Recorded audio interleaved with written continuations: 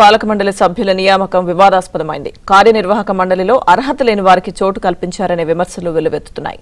Assistant professor గా తొలగించిన వారికి, కోర్టులో కేసు ఎదుర్కొంటున్న వారికి ఎగ్జిక్యూటివ్ కౌన్సిల్లో స్థానం కల్పించడం తీవ్ర దుమారం రేపుతోంది.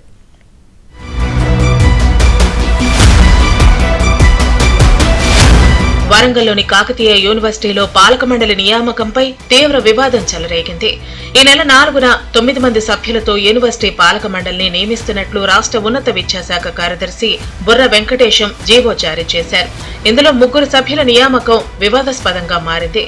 ప్రిన్సిపల్ కోటాలో యూనివర్సిటీ లా కాలేజీకి చెందిన doctor N Sudarshan, university teacher కోటాలో కంప్యూటర్ సైన్స్ విభాగానికి చెందిన అసిస్టెంట్ ప్రొఫెసర్ బొద్దిరెడ్డి రమను సభ్యులుగా నియమించారు. 2019లో జరిగిన 130వ పాలక మండలి సమావేశంలో ఆ ఇద్దరితో పాటు మరో 28 మంది నియామకాలు అక్రమమని, వారిని ఉద్యోగం నుంచి తొలగించాలని తీర్మానం చేశారు.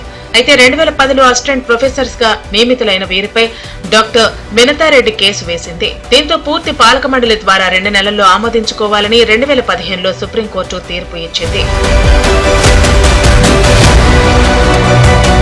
ఇక అక్రమంగా నియమితులైన వారిని ఉద్యోగంలో నుంచి తొలగించాలని పాలక మండలి పేర్కొన్న కేయు అధికారులు వారిని తొలగించకపోవడంతో డాక్టర్ వినతారెడ్డి హైకోర్టును ఆశ్రయించారు.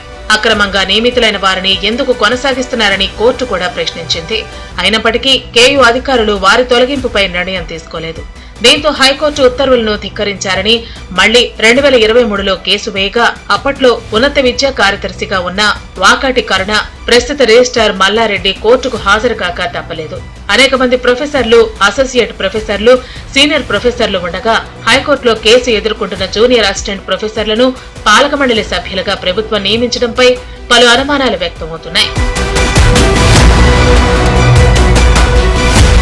కాకతీయ యూనివర్సిటీ పరిధిలోకి 3 ఉమ్మడి జిల్లాలు వస్తాయి. ఉమ్మడి వరంగల్ సహా ఖమ్మం, ఆదిలాబాద్ జిల్లాలు కూడా కేయు పరిధిలోకి వస్తాయి. అయితే ఆదిలాబాద్, ఖమ్మం జిల్లాలకు పాలక మండలిలో ప్రాతినిధ్యం లేకపోవడంపై అనేక విమర్శలు వినిపిస్తున్నాయి.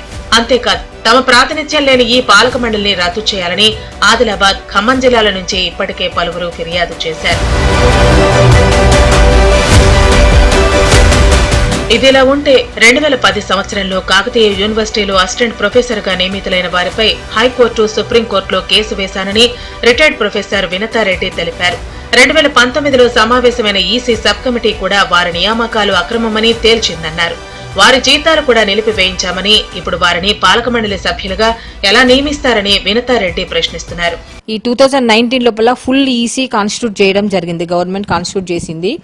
దాంట్లో ఈ సెలక్షన్ లోపల సెలెక్ట్ అయిన 37 మందిని రాటిఫై చేయలేదు. ఆ ఈసీ అనేది ఫుల్ ఈసీ కూడా రాటిఫై చేయలేదు. అంటే వాళ్ళు ఇల్లీగల్ గా కంటిన్యూ అవుతున్నారని అర్థం చేసుకోవచ్చు. ఈసీలో రాటిఫై అయితేనే వాళ్ళు ఒక లెక్చరర్ గా గుర్తింపు ఉంటుంది. కానీ ఈసీలో రాటిఫై కాకుండా కంటిన్యూ అవుతున్న వాళ్ళని ఈసీ మెంబర్స్ గా సెలెక్ట్ చేయడం అనేది ఎంతవరకు కరెక్ట్ అనేది నేను ప్రశ్నిస్తున్నాను గవర్నమెంట్ ని. మొత్తానికి నూతనంగా ఏర్పడిన కేయు పాలక మండలిని వివాదాలు చుట్టుముట్టాయి. దీంతో ఇప్పుడు ప్రభుత్వం కేయు పాలక మండలిని రద్దు చేస్తుందా లేక కొనసాగిస్తుందా అన్నది చర్చనీయాంశంగా మారింది.